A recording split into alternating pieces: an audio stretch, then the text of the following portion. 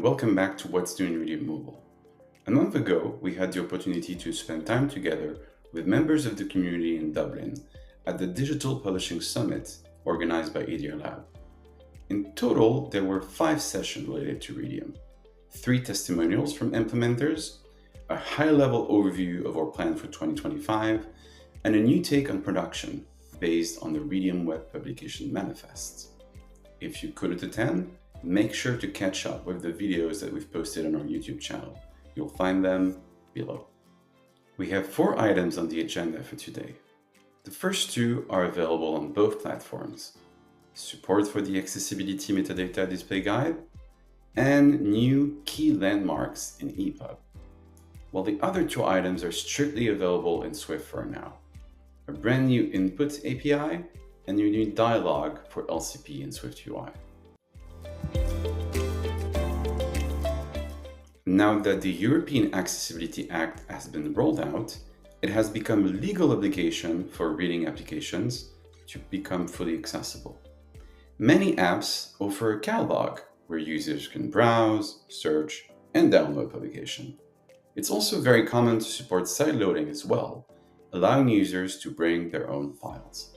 In both cases, it's important to set expectations and tell users what they can get from this publication in terms of accessibility. In Readium Mobile, we support accessibility metadata documented in OPDS catalogs or in EPUB files. With our latest release, we've also added support for the accessibility metadata display guide published by W3C Community Group. Raw accessibility metadata can be incomprehensible for users. They're too complex. That's why this guide exists in the first place. It prioritizes information based on what matters the most for users, and do so in a language that they can easily understand. With this first release, we've implemented the full guide with English strings. Working together with our community, we'd like to extend this guide to support as many languages as we can. Make sure that you check the links below this video if you'd like to help. That's how we'll extend the support for more language. Since EPUB 2, the EPUB spec has included landmarks to indicate key locations worth visiting in a publication. We've always supported those landmarks in Readium Mobile, but their usefulness has been limited. To make sure that we use those landmarks in a better way, we've identified 3 key landmarks: cover, table of contents, and where the main text of the publication starts. Let's imagine that you open a publication. It contains a cover, followed by a title page, and then a copyright page, acknowledgements, an introduction, and then finally the first chapter.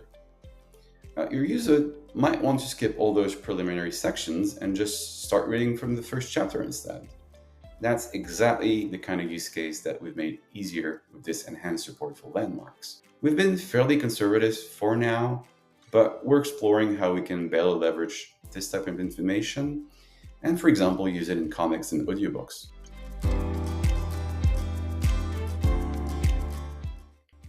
If you're into mobile development, you've probably followed Google and Apple announcement at I/O and WWDC.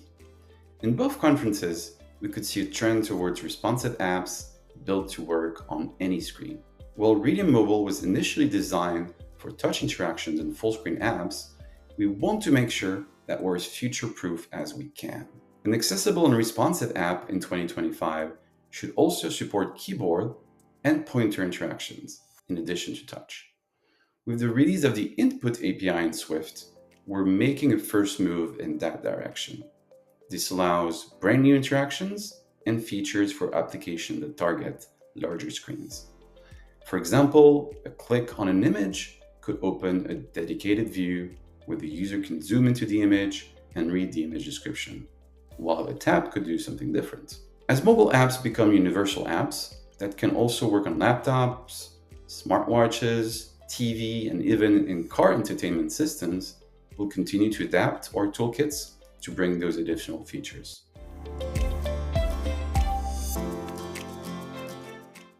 For those of you who build iOS apps compatible with LCP, we've added a new dialog for passphrases in SwiftUI.